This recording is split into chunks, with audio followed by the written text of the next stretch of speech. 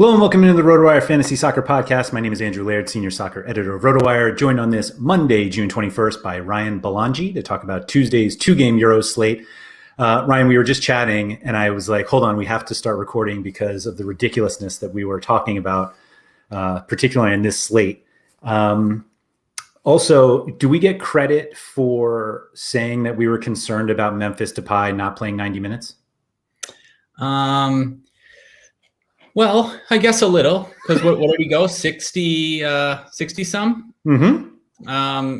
So we were right about that. Wrong about that. That's all he needs to crush everything. North Macedonia. Was it 60, yeah. 66? Yeah. 66. Another tough slate, it's looking like. A little encouragement for people in the single entries and the higher stakes. Ukraine was more popular than Austria. Alaba was about 16% owned, and Ginny Wijnaldum was 2%.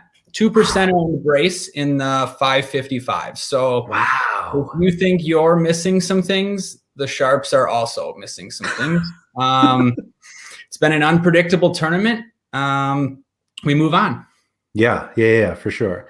I was saying to you that I was having difficulty in my own lineups because I didn't have Memphis, I didn't have Alaba, but I only had 3 spots taken: a punt defender, my goalkeeper Bachmann, who had 14 points, and then I don't even remember who this guy from North Macedonia I had that was like a $3,500 forward who hit the post and had an offside goal called off.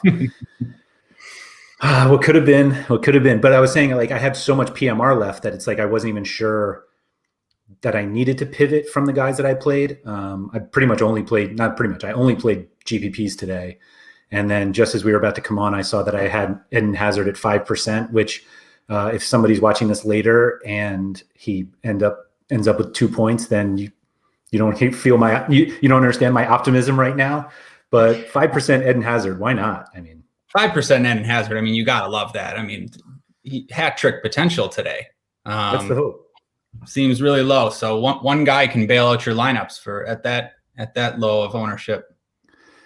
Certainly hope so. 25% De Bruyne. That's the worst part. I'm like full of hope right now, Brian, and we have to talk about this other slate. That's the worst, honestly. Like when you give yourself a chance and the ownership ends up late or great for you in the late games, but it doesn't matter because the first game just went terrible. Like you played Tchaikovsky, I think his name was 3,700. Yes. On another day, he has a 30 burger and nobody plays him. And all of your lineups are like sitting there with a chance to win. Instead, you get, brace from Wijnaldum, Depay smashes, and your PMR probably doesn't really matter. I wish I could sell back. I want to sell my PMR back if I could do that. Right. Give it to somebody. One of those frustrating things where you can get, 80, 90% of the slate right, but none of it matters if you don't hit. I'd like to see what DraftKings offer is to cash out right now, and then I'd probably take that, given the PMR left. But anyway, we have a Tuesday slate, 2-gamer. We've got England and the Czech Republic, Scotland and Croatia. So this slate got a little weird because this news today that Mason Mount and Ben Chilwell, Mount much more important of the two, are currently self-isolating because of contact with Billy Gilmore from right after the Scotland game. They're all Chelsea teammates, so understandable that they were being friendly. Mount has basically been England's best player, at least for cash games for us. So we are obviously have to figure out like what happens there. The 2 games are being played at the same time, so there's no like staggered start we have to worry about. But it feel like that kind of changes the slate a little bit. We still have Mount in our expected lineup because Gareth Southgate basically is saying he has no idea, but we got to at least talk about like what happens if Mount doesn't play. And we described the lineups that we had put together as both disgusting and we like them. So excited to talk about this slate. Yeah. I got to say, I missed that Mason Mount news. So so there's a chance he's still going to play, but we're not sure. Yeah, they basically haven't, I don't think they've even tested them yet, but they trained fully today. So like they're not missing any training, but they are self-isolating. And as of now, it's 3:08 on the East Coast of the US. They don't know if they're going to be available to play. And so, okay. I think you can build your lineups with Mount in them. And obviously he's been one of the more expensive guys. So it's a little easier to pivot, but it's possible he doesn't play.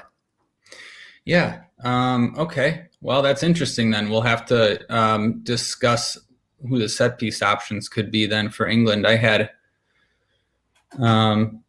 obviously just planned for Mount in the lineup. If he starts, he's probably the biggest lock on this slate. As far as the slate as a whole, we got Croatia and Scotland, which actually has a little bit higher total than the England Czech Republic game. Yep.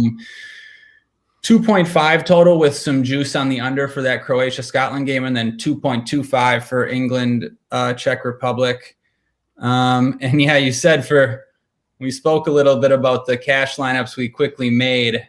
I didn't expect to have so much Scotland in mine. Forwards interesting on this slate. Where do you start with as far as the forward position? So I didn't start at forward. Okay. Yeah. Okay. When I usually do lineups, I started forward because I got to see like who we have to play. There are no forwards who have taken a set piece in this tournament yet, literally zero. And so for cash, you're not going to get a set piece taker that's forward eligible. My fear is that after not playing a single second in the first two games, that Jadon Sancho is the replacement for Mount. And I think Sancho, it's weird to like talk about a guy who like hasn't played.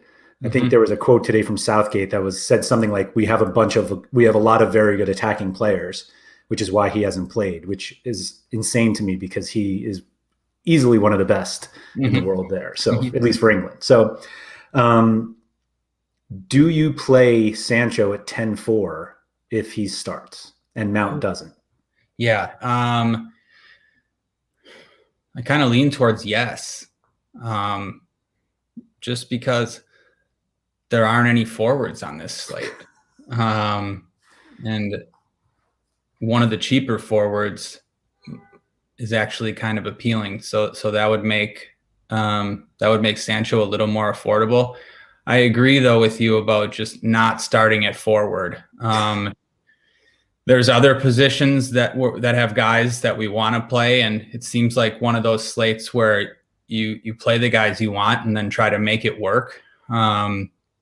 Like you said, if Sancho doesn't start, there's no one on here that's going to have set pieces. Sancho though, that's an interesting one. He hasn't played the whole tournament. If Mount doesn't start, there's a real chance that Sancho could take some set pieces. There's also a chance he doesn't start also. There's a chance he doesn't start too. But I guess just if he does, yeah, I think I would have some interest as, on a 2-game slate. England are the biggest favorite, which I don't know how much stock I put into that. Yeah, obviously they're the best team out of these 4, but they haven't looked good. They really struggled to create against Scotland. They were running out of ideas. But it seems like the safest floor on the slate, Sancho, you would have to pay a lot for it. Yeah. You'd have to make some concessions, maybe a goalkeeper or second defender. But I definitely think he's in play just because, do you want to go to Harry Kane again? I guess we've seen these expensive forwards popular in cash, and for the most part, they've burned us and burned everyone that's played them. 2-game slate, though, I don't know. Target the guy with the highest goal scoring odds or target the most expensive player that has a floor. What do you think, Andrew? Kane's a no way for me. I kind of agree. Straight up no way. Tournaments, sure, go nuts. But in cash, it's just, I think we started to put too much weight on the best anytime goal scorer odds and not great anytime goal scorer odds. And we have that situation again on this one. Kane highest, 42.55% is not high. And so, we talk about it on Champions League slates when you play Ronaldo or Lewandowski and they're like minus 250. That's when you can play those guys in cash. Kane, I'm firmly out on. Like you said, like England has looked awful. It's too bad they don't have anyone who like maybe is a winger for Borussia Dortmund who knows how to just create things out of nothing, but alas, they're out of luck there. So to be honest, let's jump out of forward for a second because it's really, I think you're just closing those spots up at the end. And not to say that there aren't guys that you can put in, or we can even say that they're just guys, and we have some favorites, and we'll explain why why we like them. But filling the midfield spots is where I started at least. He hasn't been like great, but Luka Modric has been exactly kind of what we expect out of him in this tournament. And with Croatia favored against Scotland at 7,600, he was like the first guy in my cash lineup. Yep. I agree with everything you said. Modric, he hasn't been involved that much attacking wise, but he's gotten 10 points every time, 90 minutes, all the set pieces. Croatia, slight favorites. I think Modric is, especially if Mount doesn't start, Modric is the first guy, I guess, in your cash lineups. It should be just a safe 10 points. Right. I think basically what happens, like where you go after that, kind of moves you in certain directions and other positions. If Jack Grealish starts over Mount and Sancho's not in, I think Grealish is a great play. I'd probably play him over Foden. Foden's price has dropped considerably. He's actually cheaper now than Grealish, which is just funny because he's played more, but it's like the more data we have, the worse he gets. But I think it's basically one of those two, whoever we think ends up on set pieces, and it's possible they split them. Yeah, or they split with other people. But I think Grealish is a little more exciting than Foden, at least at this point, without set pieces. Yes, if Grealish starts over Mount, I'm playing him for sure. Good price, and we know he does things besides set pieces as well. Fouls drawn. And as far as Foden, I like him more than Foden too. It's kind of hard to see Foden starting. He's had a couple rough performances and sort of getting a little bit of shtick over here. And people are clamoring for England to make some changes. So I don't really. He could start. He's okay. Wouldn't love it. We don't know about their set pieces. He hasn't played more than 71 minutes. So much prefer Grealish. And after that, I guess is where the decision comes in. So if we take an England midfielder along with Modric, who do you like after that? I become a slave to set pieces, and so you look at the two guys from Czech Republic with Janko and Dorita.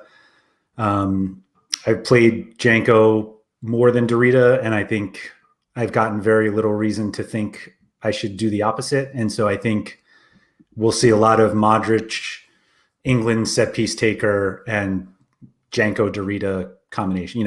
One of those, three of those of that group will be really popular in cash. I agree. And I agree. I prefer Janko too. I think he's taken more of their set pieces. Definitely. He's more involved, in the attack. Don't love that he's going to go 70 minutes and has the worst matchup, but he is favorably priced and he's still been pretty much getting there for cash. I mean, 9 points in both games. And it's not like England is like an opponent to be feared on this 2-game slate for DFS. They'll still allow fantasy points. So yeah, I think going to one of those Czech set piece takers, preferably Janko, is the way to go. Yeah, I think that's how I was looking at it. And the fact that those 3 came so easily was a relief after looking at the forward pool. But I think if you're prioritizing those 3, the forward pool kind of starts getting a little smaller because you can't necessarily pay up for both forwards, even if you wanted to. Are there any guys separately that you like for tournaments from those teams? Yeah. Well, first I would say I think Luka Modric is a bad GPP play. Okay. We've seen him owned in the GPPs the first 2 games, and I'd expect that. So I wouldn't expect him to be like crazy high owned in the tournaments. But I think too much for his lack of upside, I guess I would say. Of course he can get an assist and have a great game, but I'm looking somewhere else. I kind of like John McGinn, to be honest. I remember you mentioning him before the first game. He had a great game. He plays more attacking for Scotland. They've got him in the hole basically sometimes. He's taking shots. He's playing 90 minutes. It wouldn't shock me if he finishes with a higher floor than either Czech Republic guy. And he's also got a goal in him. So I like going to McGinn for tournaments. Okay. And then, Perisic too. The Croatia, they've used different attackers in both games. They've subbed guys off at half. They've struggled at times. They've looked okay at times. Perisic has played 90 minutes in both games. He scored last game. The opponent, Scotland, is pretty good. He should have chances. So I think Perisic is a really good tournament play. Totally agree on Perisic. And then, I don't know. There's not much to love. If you wanna punt, you can go all the way down to, I try to avoid these guys. Like a guy like Massapus, people have been playing. He hasn't taken a shot in the tournament. And now they play England. I know he's 3,600. So I kind of want to avoid guys like that. But, if you need the salary, England guys too, Declan Rice, we've mentioned 3,300. I don't know. I don't want to be in that range if I don't have to be in that range. What do you think as far as these cheaper midfielders go? I think the pitchforks are going to be out in the RotoWire Discord about you saying negative things about Massapus, who hasn't taken a shot. Nobody needs your facts in there that he's done nothing yet. I think if you're in this range, particularly in forward, you messed up somewhere else. It just doesn't seem like the guys down here have much upside. Like even Calvin Phillips, everybody liked in the first game, kind of came back to earth in the second, 4,200. But I'm not sure you're going to get enough upside out of that. And the fact that we already talked about, Modric, Perisic, Janko, Dorita, and then you have all the England midfielders you can play.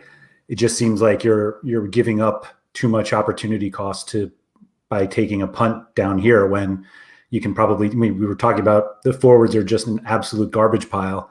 So if you want to save money, you could do it there. There are some second defenders I think you can play. That it just seems like a waste if you're going to play one of these really cheap midfielders. In cash or GPP. Yeah, I agree. Just thought of this, and it could be a long shot, but if Mount doesn't start, I guess there's a better than 0 chance that Calvin Phillips could take a set piece or two. But I don't like going there either. Yep. No, I agree. And I'll throw McGinn into that group as well. Like he's priced kind of similarly to Stuart Armstrong, but give me McGinn every day between those guys. So give me McGinn too. Yeah, I like that. So defender, I fully trust Andy Robertson at this point. And I don't see any reason why I wouldn't play him at 6,400 in cash. Like you can pretty much get every set piece taker if you want on this slate because we're not clogging up, 11,000 on Memphis Depay or something like that in a forward spot. So do you think Robertson is 80 or 90% in cash? Oh, I would hope he's 90. I mean, just a complete lock. Yeah. I mean, I was wrong to doubt him against England. 11 crosses in that game. Their best player, their leader, taking everything, involved in the attack every chance he gets. I don't see how you don't play Robertson. I don't even see myself fading him in GPPs. I mean, I'll be way over the field on Robertson there too. Okay. I think I know the connection that we'll talk about later for why Robertson makes so much sense in GPPs. Yeah, definitely. After that, though, that's where it gets tough. Again, the England situation could have a little to do with it if Mount doesn't start. One of those guys could be on sets. I mean, first of all, who do we think is going to start for England as far as the fullbacks go? Well, Chilwell's if Mount doesn't play, Chilwell is not playing because they're together in this. Right, because I see Chilwell and Kyle Walker in our projected lineup. Yeah, so I think Chilwell is possible. We actually updated the projected. Okay. So we've got Shaw in there now and Walker. Oh, okay, okay. I'm not.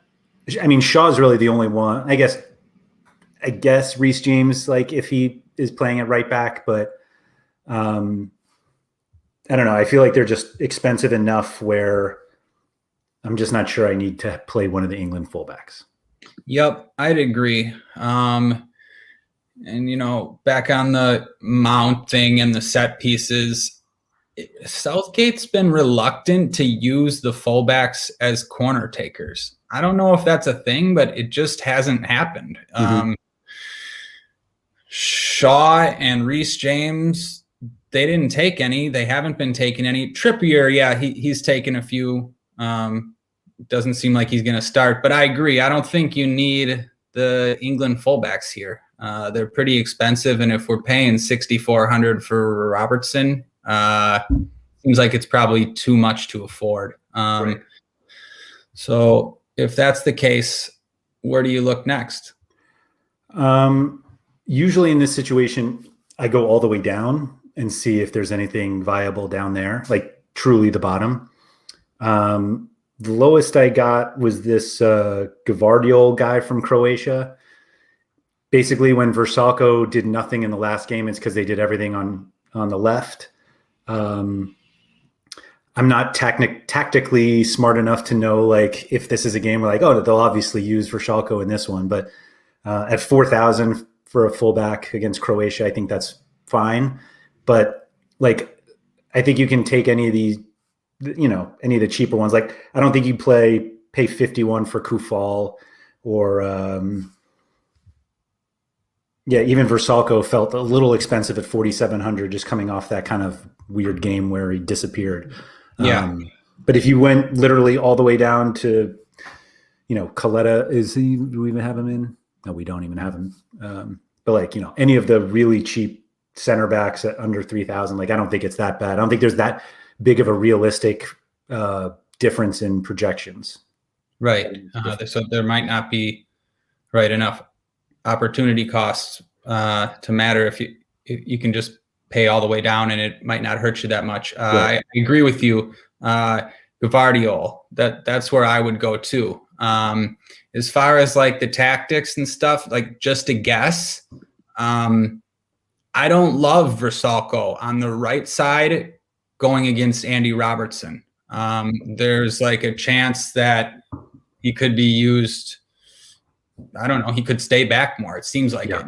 Now, people could also argue that, it increases his interceptions and his tackles won. And it's possible they try to counter Andy Robertson by attacking up that right side and making Robertson defend. For me, I go the other way on that. We should just lock in the Verschalko yellow card for trying to stop Robertson down the wing. Right. Yes. Yeah. And Gvardiol's cheaper, 4K. Like you said, they were attacking down his side more often last game. Yeah, I think that's the best spot to go for second defender if you're not going to pay all the way down. Right. Yeah. Yeah, I can't fault anyone for just paying down though. Like it's not like Gvardiol is a lock for 10 points. No, not at all. A lot of times he just gets you 5. So any of these center backs can do the same. Absolutely. I just, you trick yourself with the fullback upside of a cross that can come into an assist, but it really, I don't know. Do you buy into the fact that Dejan Lovren is more valuable because he took one random set piece the other day? Oh man. Yeah, I was surprised at that. The result of his set piece probably means that he won't take another. That's fair. Is what I would say. Now it's possible. I mean, he's got seniority there. He really wanted to take that one. He gave him no reason to give him another. No, but you're right. 2,600, like you could use that as something to choose him over another 26 or 2,700 guy. But no, I'm not going to play Lovren hoping for a set piece. But the price is good. Okay, that's fair. So forwards. We'll do goalkeeper last because I think that's still like I think it depends where you go with forward here. If Sancho doesn't play and there's little indication that he's going to start anyway, the first guy that I went to, and I did this before I was really looking at prices, was Andre Kramaric. And it's not that I thought he was great, but he's like been pretty active. He has goal upside. He's a favorite. And I was like, I'll play Kramaric. And he's 8,600. And I was like, oh, this is really bad. But like the deeper you go, it's all really bad. And so I think you can definitely make it work with him. I don't think he's like a great play, but I think if you thought 8,600 for him was ridiculous, I actually think it might be okay. Yeah, I agree. Like Kramaric seems like the guy you would want to play. He played 70 and 62 minutes. That's not good. Yeah, don't love that. Like sort of. You thought he might be a more, a more important player for them. They're using all of their attackers sort of just interchangeably, and anybody can be subbed. And he's not like a focal point the way we see him in the Bundesliga for Hoffenheim. 8,600 seems like a lot, but where do you go? So England, yeah, I'm not going to Kane either. Just no way. I mean, one of the things we liked about Kane was like for sure 90 minutes. Well, he's been subbed in both games. I mean, there's talk here about Kane being dropped. Now that's ridiculous. He's obviously going to start, but I mean, he had 2 shots last game. He had 1 shot in the first game. He doesn't even have a floor really. So I mean, you need the goal for 9,300. No way I can go there. Kramaric, it kind of seems a little too expensive because there's nothing that distinguishes him from any of these other forwards. That's fair. To be honest, in the same game, I'll play Che Adams for 1,200 cheaper. And to be in the same game, I think where you really want to look is Lyndon Dykes for 5,500. I mean, 3,000 cheaper than Kramaric. Played 90 minutes last game. Let's bring the other team into it too. So you only have one option on Czech Republic, Patrick Schick. The price is okay. That's because the matchup against England, I would assume. He's scored in both games. He's been one of the best players in the tournament so far. Can't go there for cash though, I don't think. England just have a good defense and he's totally goal dependent. So yeah, that really just leaves Croatia and Scotland. Guess you could go to one of these Croatia guys. Ante Rebic got subbed at half last game. That seems pretty risky. Pekovic, a guy with no floor. Well, maybe I shouldn't say that. He did okay in 45 minutes last week, but Croatia were chasing the game. Yeah, I don't know. What do you think? Forward is a tough one on this slate. It definitely makes sense to go there last, like we're doing now. There's no way you can play Dykes and Adams, right? Really? Just let me ask you, if you're going to play Dykes for sure, why would it be better to play him with a Croatia guy? There's one guy that I think I'm willing to bring into the conversation. Yeah. Let's hear. If you're going to pay $7,400 for Che Adams, do you find the $400 to play Raheem Sterling? Yeah. Okay. This should solidify Sterling not starting, but yeah, like if they basically use like Kane, Sancho, although we said Sancho kind of changes everything. Like if they do Kane, Foden, and I can't even think of who else they put up there. Right. Grealish, okay. I guess. Yeah. No, I agree with you on that point. I got to say, when I ran down the forwards, I just wasn't considering Sterling. I don't know why. I just thought that he wasn't going to start after, a really disappointing second game where, there was that video going around on Twitter of him just refusing to pass the ball. Mm-hmm. It was to Reece James or somebody out on the right. But yeah, the price is great for $7,800, at least compared to these other guys. I mean, he's played 89 and 90 minutes. If he starts, I just skipped over him because I didn't think he was going to start. If he starts, I can't believe it's even a decision, but I guess I like him more than Che Adams. This is a really funny debate to have. Yeah, I mean, the better team, England. I don't know, man. That's a low total, and they've scored one goal all tournament. Sure, you can do it, but I think you could sort of play whoever you want in that second spot. Nothing really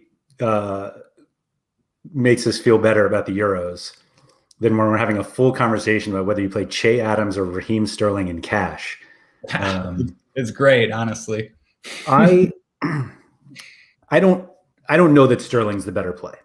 And I think the difficulty that I'm having with Adams is less about Adams and more about Dykes. And that we always kind of look for appropriate correlation. And I'm not saying that they necessarily correlate. They may negatively correlate. But really for cash, I should be looking at them individually. That is Dykes a play?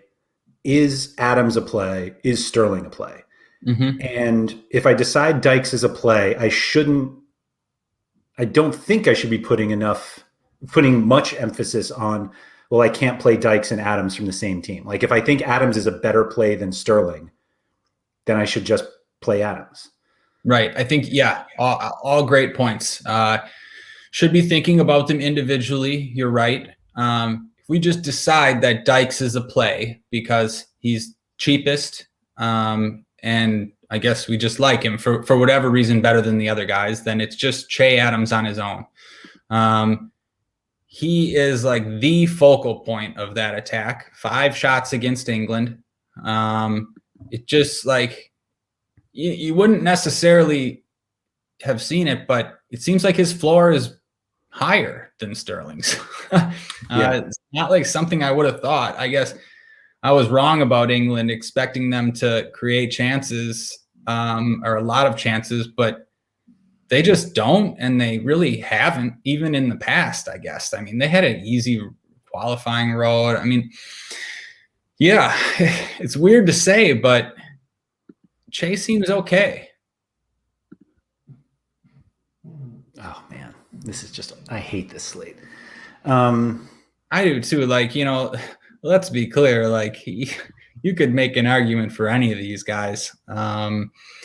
it's more of like a process of elimination thing. Like, again, For sure. if I'm not playing Kane and not playing Schick, and it's Croatia or Scotland. So you're right. Like, we would want to go to Kramaric. He's expensive. He hasn't played 90. We would want to go to a cheaper Croatia forward, but they're clearly goal dependent. I mean, they have halftime sub risk.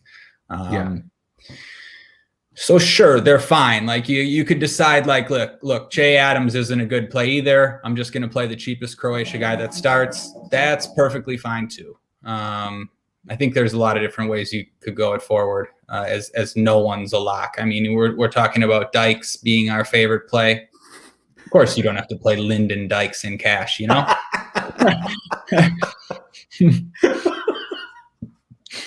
On this slate, it seems to make sense, but, you know, if you don't like it, go somewhere else, I guess. Lyndon Dykes cash lock. All right. Lyndon Dykes cash lock, though. I mean, for me, like, there's just nowhere else to go. I mean, he's likely to be the cheapest starter.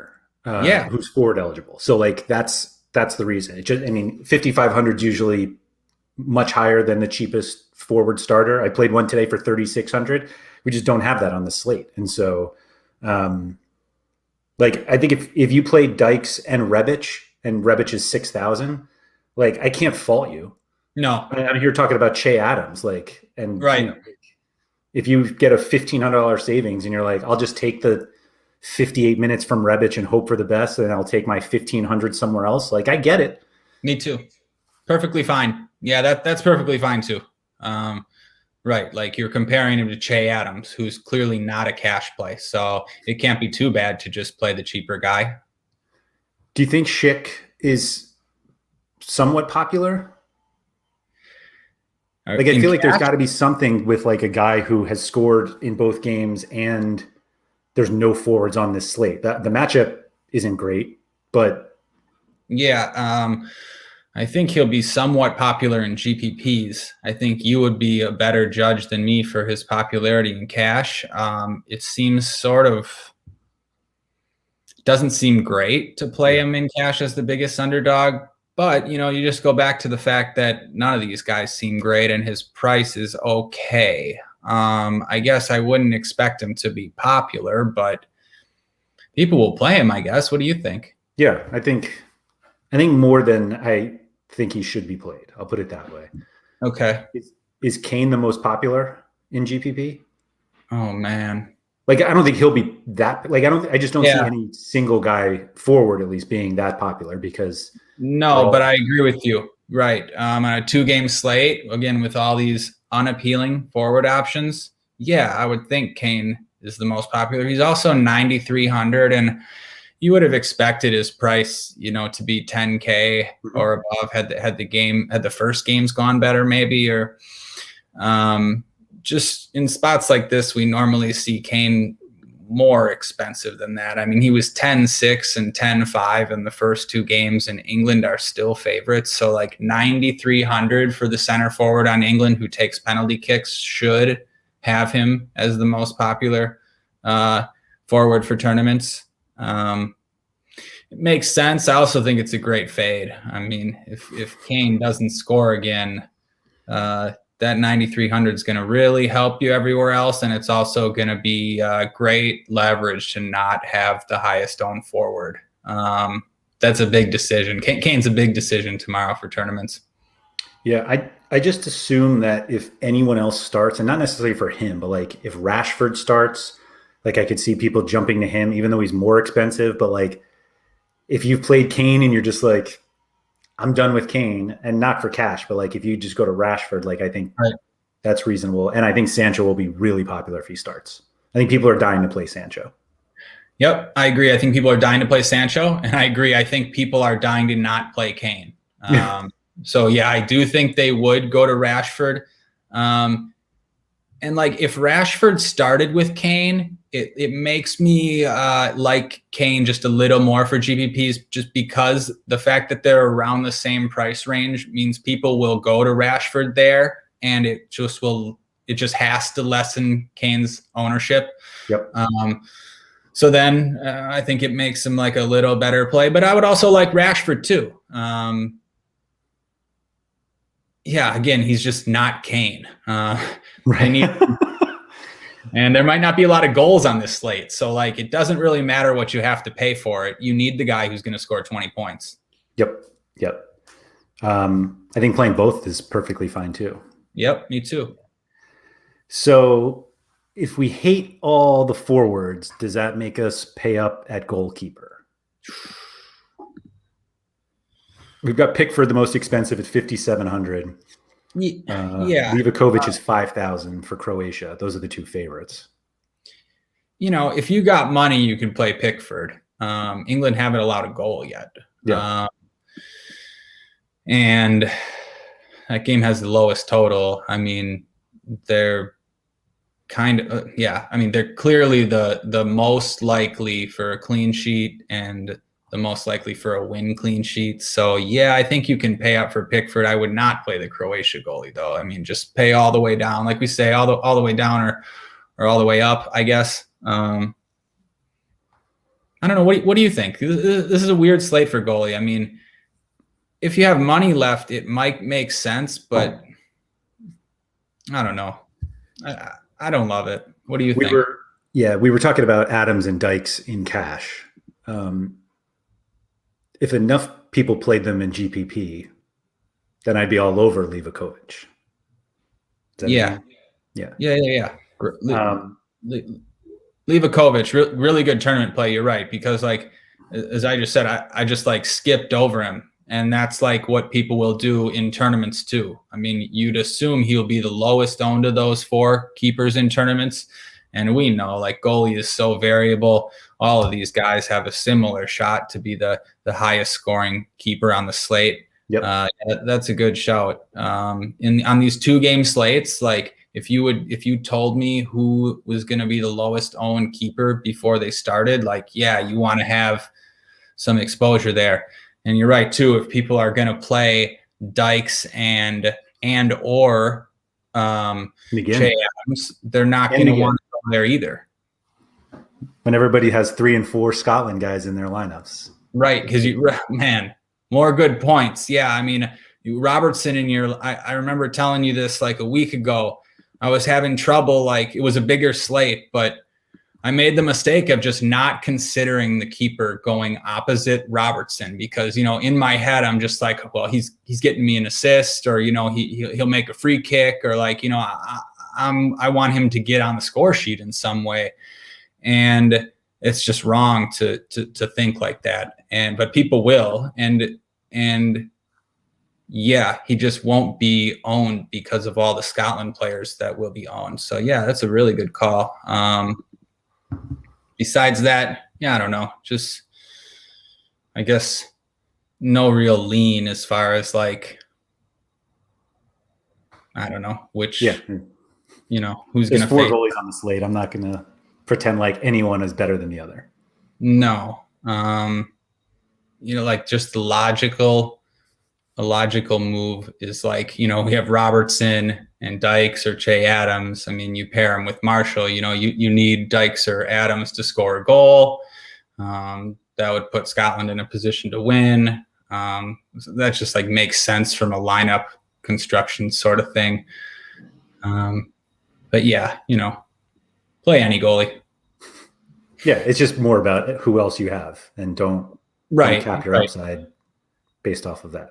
Mm-hmm. Yeah. All right. If anybody has any follow-up for me or Ryan, you can find us in the RotoWire Discord, which is open for all subscribers. Just go to rotowire.com/chat to get in there. If you're not a RotoWire subscriber and would like to try us out for free for 10 days, just go to rotowire.com/soccer trial. Like I said, 10 free days to the site. No credit card required. Gets you access to everything that we cover, meaning every sport we cover, as well as that subscriber Discord chat. If you're watching this on YouTube, if you could please hit the like button below. And if you're listening to the audio version of the podcast, if you could please just rate and review it wherever you listen. Ryan, thank you for that. And good luck on Tuesday. Thanks, Andrew. Good luck, everybody.